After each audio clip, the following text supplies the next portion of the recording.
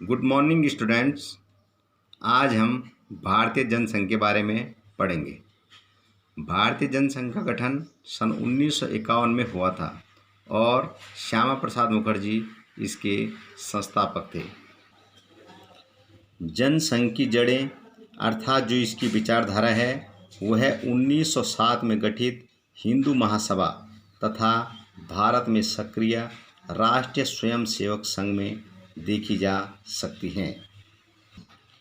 हिंदू महासभा का गठन 1906 में गठित मुस्लिम लीग के प्रतिरोध के रूप में हुआ था, जिसका उद्देश्य हिंदुओं के हितों, हिंदू संस्कृति और हिंदुत्व की रक्षा करना था। जनसंघ के प्रमुख नेताओं में श्यामा प्रसाद मुखर्जी, दीनदयाल उपाध्याय और बलराज मधो के नाम प्रमुख हैं। भारतीय जनता पार्टी की जो जड़ें हैं इसी जनसंघ में खोजी जा सकती हैं। अर्थात आज जो भारतीय जनता पार्टी है जिसका गठन 1980 में हुआ था, इसके संस्थापक अटल बिहारी वाजपेयी थे। तो जो जनसंघ है एक प्रकार से अब वह भारतीय जनता पार्टी में परिवर्तित हो गया है। जनसंघ ने एक देश, एक संस्कृति और एक राष्ट्र के विचार पर जोर दिया। जनसंघ ने भारत और पाकिस्तान को एक करके अखंड भारत बनाने की बात कही। हिंदी को राजभाषा बनाने के आंदोलन में यह दल सबसे आगे रहा। सन 1964 में जब चीन ने अपना परमाणु परीक्षण किया तो तब से जनसंघ निरंतर इस बात की पैरोकारी करता रहा कि भारत को भी आणविक हथियार तैयार कर लेने चाहिए।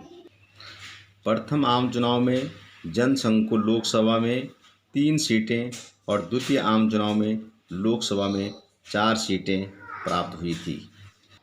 संक्षेप में हम जनसंघ को इस प्रकार भी समझ सकते हैं।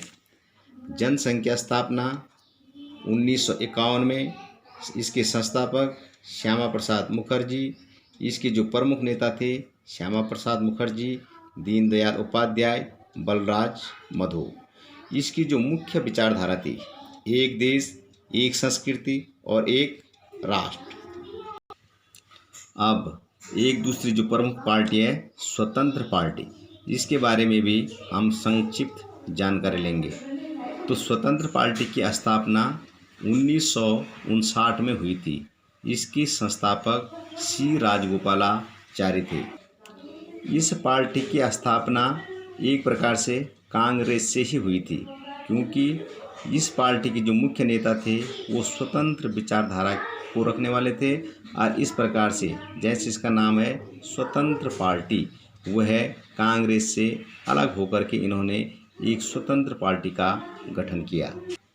इसके मुख्य नेताओं में जैसे मीनू मसानी, के.एम. मुंशी, एन.जी. रंगा आदि इसके मुख्य सदस्य थे। यह पार्टी आर्थिक मामलों पर आधारित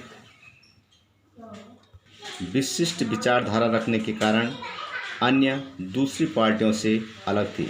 स्वतंत्र पार्टी का विचार था कि सरकार को अर्थव्यवस्था में हस्तक्षेप नहीं करना चाहिए, अर्थात यह व्यक्तिगत स्वतंत्रता के पक्षधर थे।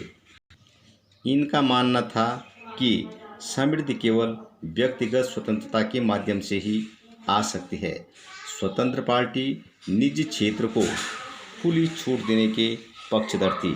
यह पार्टी कृषि में जमीन की हदबंदी, सहकारी कृषि, खाद्यान्न के व्यापार पर सरकारी नियंत्रण के विरुद्ध थी।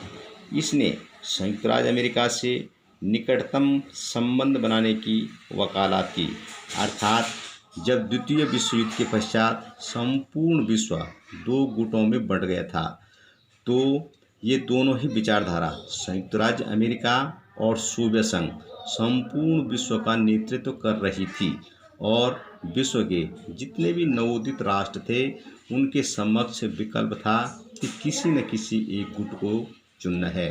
तो भारत ने गुट निरपेक्षता की नीति अपनाई, तो ये स्वतंत्र पार्टी गुट निरपेक्ष के भी विरोध थी और इनका मानना था कि हमें पूंजीवादी गुट अर्थात संयुक्त राज्य अमेरिका का समर्थन करना चाहिए। संयुक्त पार्टी की ओर मुख्य रूप से जमींदार और राजा महाराजा आकर्षित हुए।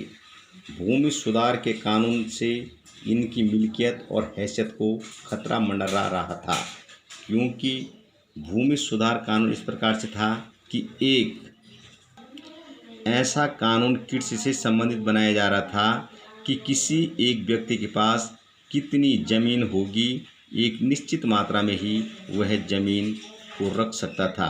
तो इस प्रकार से जो उद्योगपति थे या जमींदार थे वह स्वतंत्र पार्टी की ओर आकर्षित होने लगे, क्योंकि जो जमीन की हदबंदी सरकार के द्वारा हो रही थी, इससे उनके हैसियत और मिल्कियत को खतरा उत्पन्न हो रहा था। उद्योगपति और व्यवसायी लोग भी राष्ट्रीयकरण और लाइसेंस नीति के विरुद्ध थे। इन्होंने भी स्वतंत्र पार्टी का समर्थन किया। इस पार्टी का सामाजिक आधार बहुत कम था और समर्पित कैडर की कमी थी। इस कारण यह पार्टी अपना मजबूत सांगठनिक ढांचा तैयार नहीं कर सकी।